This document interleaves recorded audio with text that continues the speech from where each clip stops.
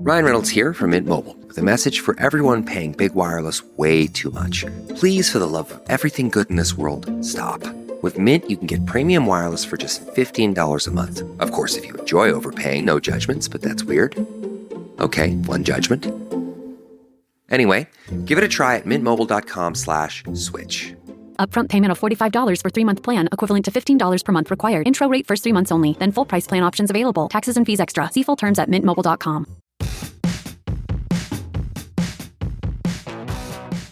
Hey folks, it's Matt Zachary, and welcome to Vax On, a weekly segment of my podcast, Out of Patience, right here on the Off Script Network. Hey, I'm Allura Nanos. I'm a lawyer, a journalist, a mom of a teenage narcoleptic, and a professional big mouth. Lou and I go back 30 years as best friends, and we're here to have fun and bring you a layperson's guide to what the hell just happened this week in healthcare as America gets its vax on and shows COVID the door. We're here together to learn, complain, and include you in the conversation. So join us on Twitter at VaxOnPod and share your stories and grievances using the hashtag VaxOn. All right, Matt, let's get at it. Hello, Allura. We're back. Hey, Matt. Nice to be back. Vax on time. Vax on time. What's happening in your world? I feel like every day my kids keep coming home with like 9 more COVID tests that the city are giving the kids. And we have this, I think I mentioned this like Scrooge McDuck style bank vault of COVID tests that we could probably swim in. Wait, is your school district giving the kids the COVID tests? They're not giving them the tests at the school. They're handing them the home tests to bring home to test them at home. Really? Yes. Oh, right. Because your school district is like supposed to be testing the kids all the time, right? Right. But instead they come home with like 9 more home kits to test. And we have like a full drawer, like all the pots and pans are now somewhere else because this drawer is filled with these like Rite Aid COVID tests. Honey, hand me that whisk. I'm making pancakes. Can you use this COVID test? I mean, I just don't understand. They don't expire either. The expiration dates are like 9 months from now. So like, we're not going to fall to that. The other story we talked about the other week, like, 60 million COVID tests expired. Well, can we at least give them to somebody? I feel like that's so weird that they're just giving them to take home. See, my district isn't testing kids or giving kids tests or anything like that. It's like not even a thing. Like if you want to test mine, I got a whole drawer full of them. Well, as you know, I have 200 COVID tests sitting here from when that's right. my last orchestra event. So it's like we're swimming in COVID tests. That's sort of funny. Yeah. So that's my news. Yeah. Okay. That's news. I'm picturing your kids coming home like as they clean out their desks because it's June. It's like pencil case, erasers that we didn't use, more COVID tests. It's like, where'd that new backpack come from? Oh, it's just filled with COVID tests. Hilarious. No, we're doing really well. I'm so thrilled because, you know, as COVID has progressed from being afraid that we're going to die from it, like the way I was in the very beginning, now it's just like being terrified that it's going to majorly derail my plans. And my son had his senior prom and I literally made him stay in a total bubble the week before because I was so afraid he was going to get COVID and miss it. But it's over. He didn't miss it. He didn't get COVID. Everything's great. So I'm just happy. We're like living event to event, you know, just to make sure that we don't miss anything. Poor Franklin. I know. But it's good. He didn't miss anything and all is well. So what research did you uncover for this show to talk about today? Well, let me preface it, Matt. I feel that you need a warning, okay? Today's show is making me insanely happy. Not because the stories are necessarily all happy, but because there could never be more Allura-esque stories than this show. So you're in your element. I am so in my element. And you know what? To show you that, our first story is about Florida fuckery. I feel like we started the whole show like a year and a half ago all about Florida. So we're coming full circle. It is totally full circle. I feel like we're right back where we started with Florida just fucking things up. Now, do you remember at a time when we were discussing the lockdowns and a major piece of public debate was that California had really strict lockdown procedures and Florida had none, and the COVID rates were basically the same between the two states. Remember that? Yes. Yes, I do. And it was really hard to deal with it. I know I had a really hard time with it because I was like, what am I supposed to do with that if one state's really strict and one state's really open and everybody's got the same amount of COVID? Like, what the fuck am I supposed to do with that? It was so frustrating. I sense a butt coming. Oh, there's a butt coming. So Florida's statistics looks like they were all wrong. So that explains why the COVID rates were the same, because Florida's were just not correct at all. So let me guess. More people actually died in Florida because of the no lockdown. It looks like a lot more people had COVID than we thought had COVID in Florida. So state auditors in Florida reviewed a sample of 2,600 tests taken at 3 state-run testing facilities. And they found that the labs that the state had contracted failed to return results for nearly 60% of the tests. Oops. Like, are you fucking kidding me? 60% of the tests, the lab took the samples but didn't send out the results? Oops. This is like a total Seinfeld moment. Like, you know how to take the tests, but you don't know how to give the tests. Wow. That is What Florida. 60%? Like, what the fuck? And they had a government contract. There was no way of knowing whether that 60% were positive or negative or anything. Like, just nobody knows. They 60% just went into the hoe zone. That was a sniglet right in there. The hoe zone? The hoe zone is the place that you lose your socks. Oh, yes. 60% of the test, just like nobody knows what the hell happened. And there's more fuckery.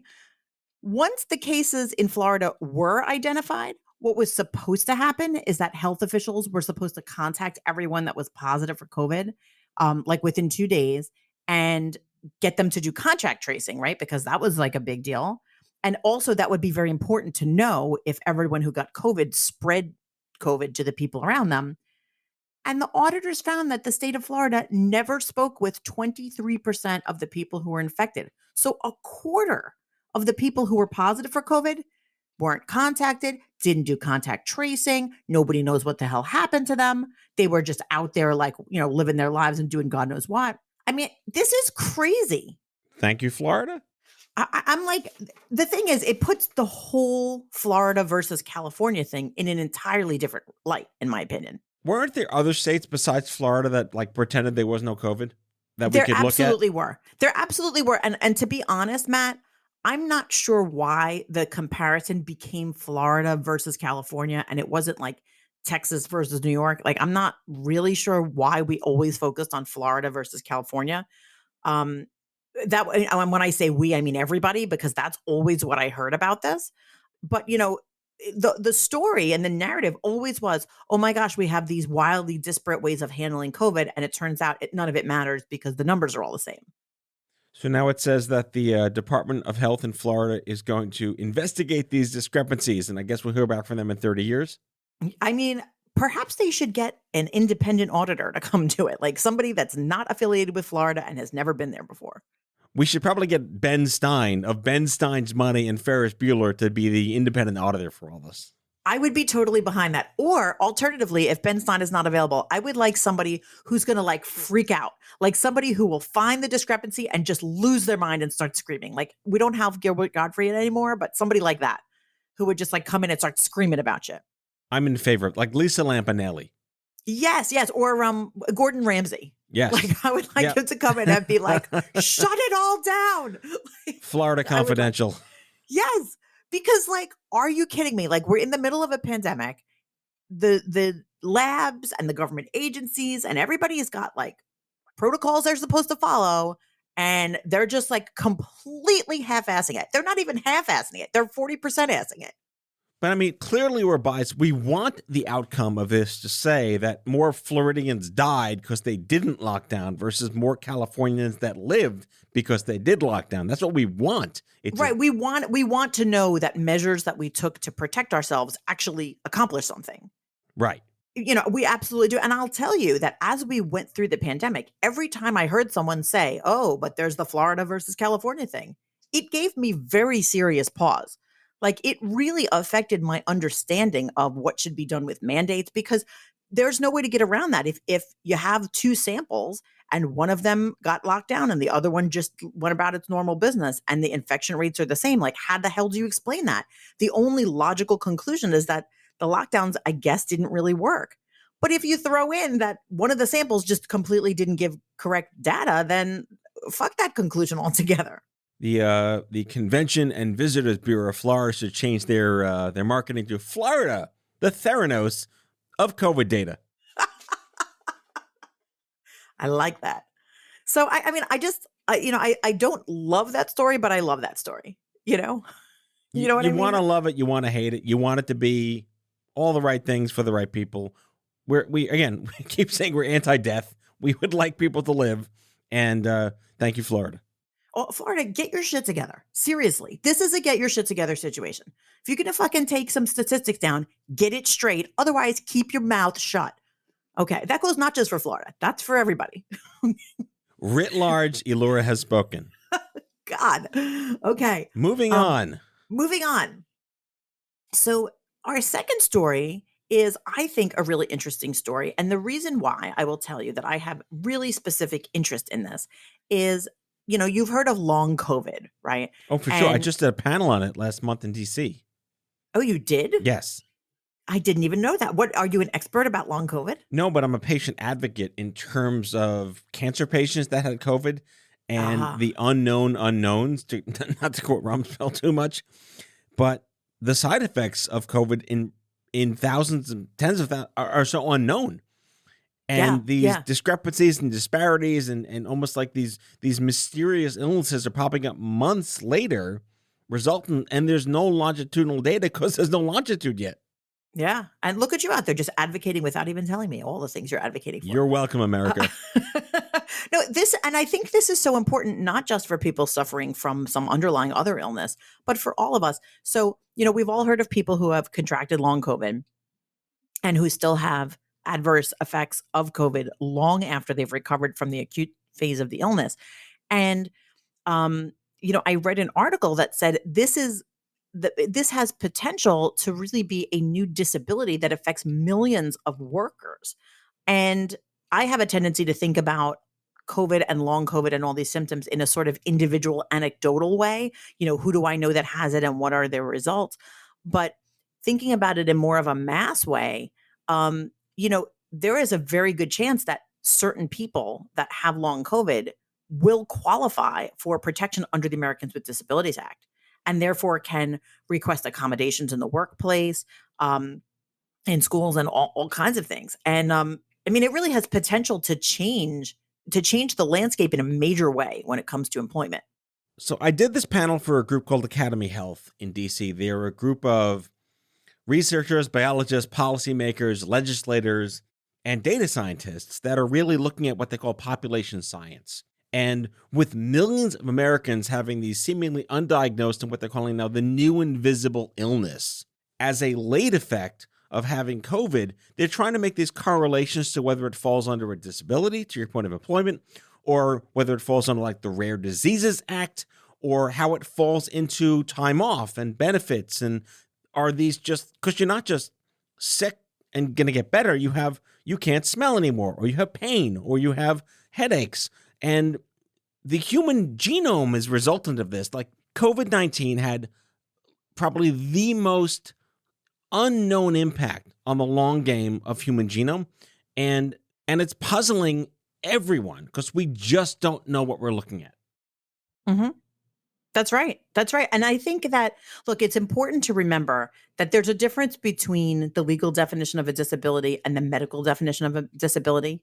So for a legal disability, we don't care if it's a rare disease or if it's just an effect of something else or if it's a developmental disability. It doesn't really matter, because the bottom line is if you have a major impairment, either physical or mental, and it limits your life activities, then you're disabled under the ADA, and then you're entitled to accommodations, government accommodations or employment accommodations.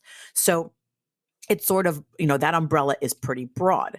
And it means that you could be a person with long COVID that doesn't have really severe effects, so therefore you don't qualify as disabled, or that you have very severe long COVID effects and you do qualify. And a lot of it depends on, just what you're doing and how it's impacting you. And the medical community is sort of looking at it differently to really try to characterize what has this become, and should it be considered a disease, or should it be considered, I guess, just an impact or something like that. But I wonder, I don't want to say the good effect, but there was kind of a silver lining in some way about the pandemic, in that because we were all in it together and all of us were dealing with things like lockdowns and, containing the contagion together, you saw businesses immediately make that shift to remote working. And I think that is a good thing. And I think that we've seen positive effects of that continuing. Do you think that we're going to see long COVID become something that employers kind of across the spectrum recognize as something requiring accommodation for workers? Not if Elon Musk has anything to say about it. Oh, Elon. He's mandating all of his employees return to work in the factories and the offices. No questions asked. Great. I'd like to give a shout out to 2 specific advocacy groups that came out of the long COVID universe. One is called the Long COVID Alliance at longcovidalliance.org. And one is called Survivor Corps, which is Survivor, C-O-R-P-S, survivorcorps.com. They are the 2 loudest communities advocating for exactly what we're talking about here, which are accommodations and better research and the beginnings and onsets of longitudinal studies to build data systems and data platforms to understand the impact this is going to have, not just on everyday humans and their health, but society at large, to your point of employment. And those type of groups are so important. And I will say the reason why I was so interested in this story is, although I'm lucky that I don't seem to have long COVID, at least not now, it is an invisible disability. And I am so aware of invisible disabilities because my son has one. And people who have invisible disabilities in this world, and there are many of them, are often really on sort of the front lines of having to wage these wars to get what they need. Because of course, if you see a person in a wheelchair, if you see a person on crutches that have an obvious physical disability, most employers and most people in general are just like kind of willing to give that person what they need. But as soon as it becomes something that is not immediately perceivable visually, then it's like people think you're bullshitting and people think you should just suck it up and you're making a big deal about it. And I think it's just important that we realize that, that's not always the case. And, you've said it before, Matt. You've said like people don't care about shit until it's happening to them. People don't know that the sky is falling until it's falling on their own heads. And I think that's really true. And because COVID has affected so many of us, now people might be willing to say, oh shit, like if you have a long-term effect of an illness, perhaps we should change the workday or make some other accommodation you might need. And that could be a long-term positive effect of this pandemic. That's my little optimism creeping on in there. And we'll be right back with that optimism.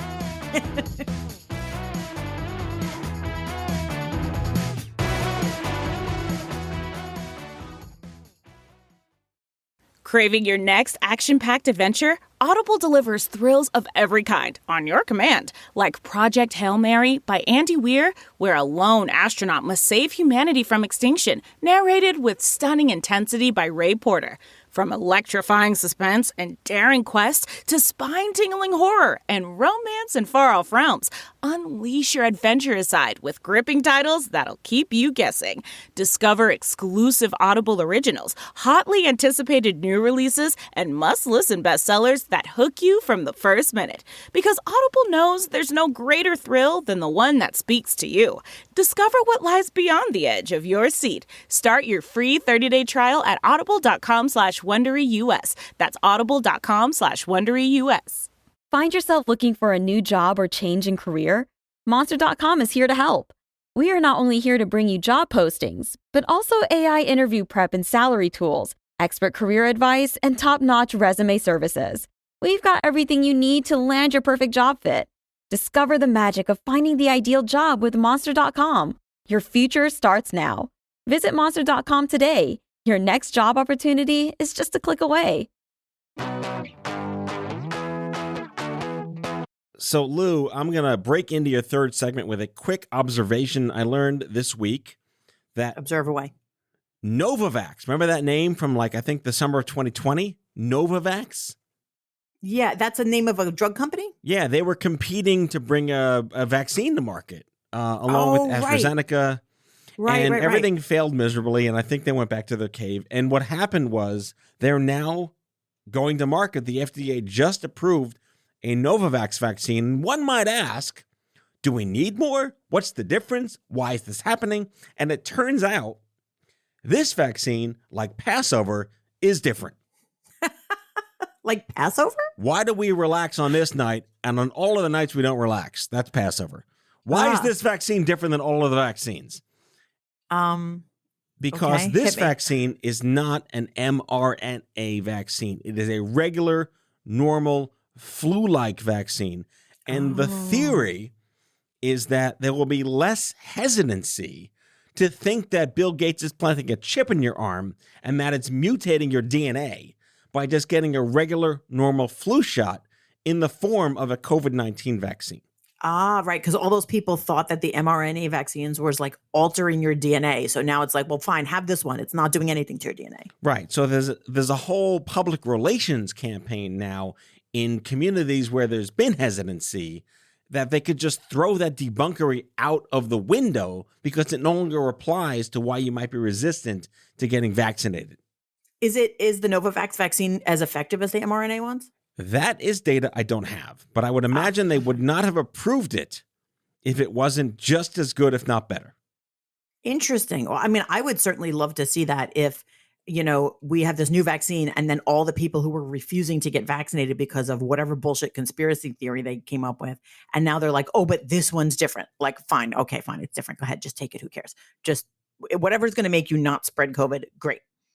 Like they can call it like the Donald Trump whatever vaccine. If that, I mean, seriously, like if that makes people stay healthy, great. I'm all for it. And there's me being totally apolitical, right?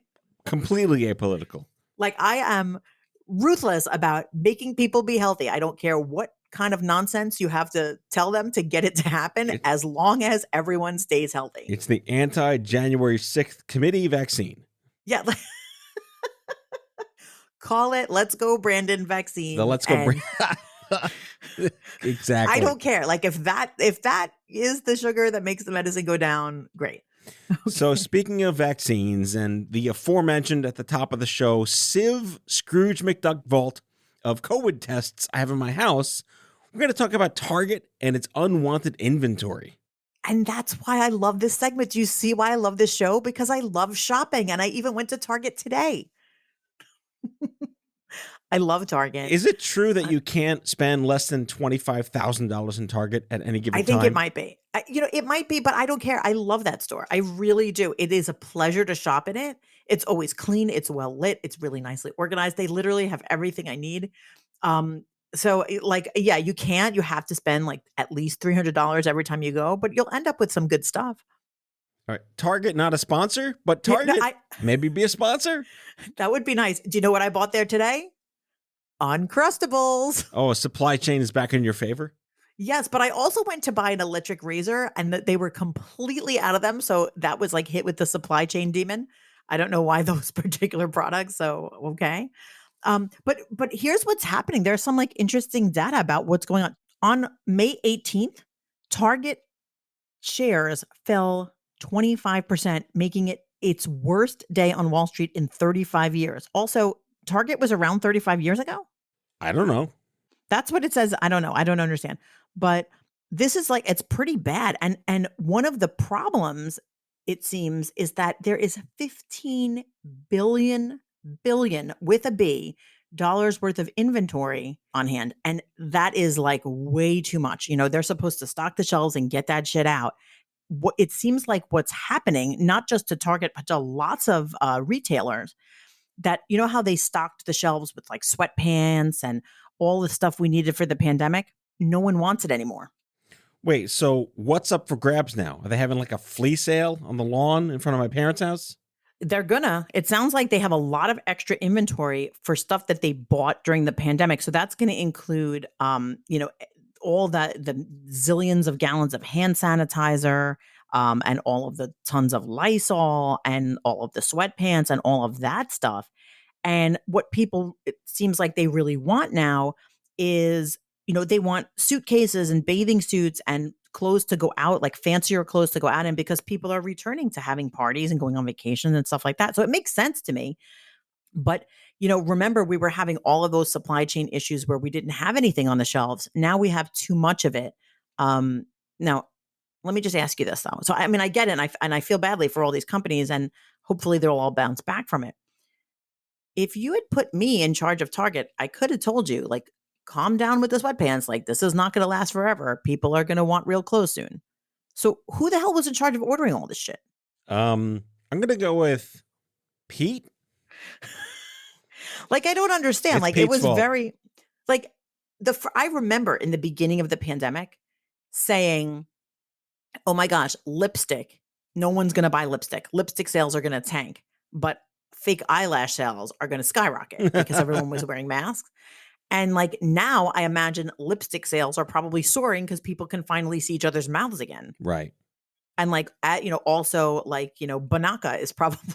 Banaka. Does Banaka exist anymore? Or is it with the Tic Tacs? I have no idea. But all I know is that Ace Ventura's Banaka bit in the movies is it lives on forever. Oh my God, Ace Ventura. Wait, so Target doesn't really need like a Black Friday. They need like a Red Friday, a Red, White, and Blue Friday on July 4th to get rid of all this crap in their stores. I mean, I guess so. But also it's not, it's not just Target. Target was really hit hard, but it sounds like Walmart, Gap, and like all these other stores are having lots of other, lots of similar effects. Oh, and by the way, let's not forget to factor in inflation is so high right now that certain things that people would normally have bought, they're not buying. Certain luxury items, electronics and stuff. People are, they have to cut their costs someplace. So, things like discretionary and what is it called? And impulse purchases, people are not making them as much. And that really can hurt these stores. I see here Abercrombie and Fitch and American Eagle both reported a lot of extra inventory, up 45% from last year of extra inventory. By the way, total sidebar. Did you watch the Netflix documentary on Abercrombie and Fitch? No, but now I need to. You need to. It's like just one episode, but it's like this very weird, nostalgic 90s walk through absolute fuckery in the Abercrombie and Fitch world. Oh, really? And I could not stop watching it because you should watch it. It's amazing because you watch and you're like, oh my God, I never noticed those things. Okay. So yeah, very interesting. Anyway. All right. So end of Netflix plug. End of Netflix plug. But yeah, I mean, so we're seeing this across the board. And I know that I'm even seeing it just like in my own shopping, whatever, all that stuff that was supposedly on a barge, sitting in the harbor someplace, now it's in TJ Maxx. And there's too much of the sweatpants. There's too much of the blankets and all the shit that you need to sit around. And now people really are looking for bathing suits and fancy stuff and things that they would wear to go out and gifts to give people and things to redecorate their homes. And there seems to be a lot of that on the shelves. And there's no idea whether they're going to sell them or get rid of them or dump them or do a fire sale or just cut their losses.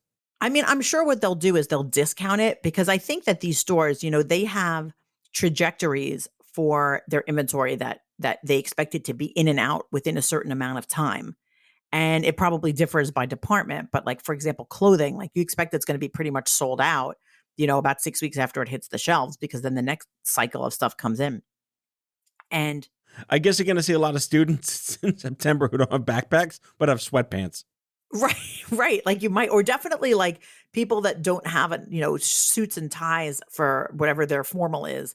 But they're just walking around in sweatpants. And by the way, this is not to knock sweatpants, because if we could just make a rule that everyone can wear sweatpants all the time, I would be totally behind it. So like our Zoom outfits are going to be going to work in our Zoom outfits. Yes, exactly. I'm totally fine with that. It's just like, it would be nice if the people in the HR department who set dress codes could confer with the folks at Target and, all the clothing stores to make sure that whatever we're supposed to wear is actually the stuff that's on the shelves. Oh my God, this is like a great idea for a Halloween costume. Zoom outfit home office worker. Oh, I love that. Where you're wearing like underwear on the bottom and a shirt and tie on Yes, top. exactly. It'll be like Risky Business. Yes, just like Risky Business. And there I am, bringing it home with the 80s movies. I expect nothing less. Yeah, but weren't these great topics today? I feel like they were all very like Alora-esque topics. We had shopping, we had Florida fuckery, we had invisible disabilities. These are all things I care deeply about.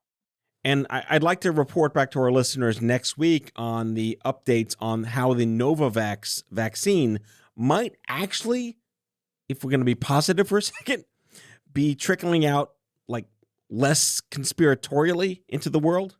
I can't wait to see this. Are you going to report back to us and let us know if it's working and like what the stats are on Novavax? Because I would really like to follow this. Well, I'm having dinner with Trevor Noah tonight, so I'll get back to you. Are you? No, I'm not. I just got really excited for a minute. Immediately, I was like, is he going to do the accents? That's so fun. Yeah. One day I'll say that and it'll be true, but not tonight. Oh, too bad. Trevor, we love you. We do love you. We need more Trevor in our lives. We do. We do. Well, thanks, Matt. This has been a very uplifting afternoon. Fabulous. I like when you lead with I'm happy, although I kind of enjoy when you lead with I'm pissed. I got to balance that out.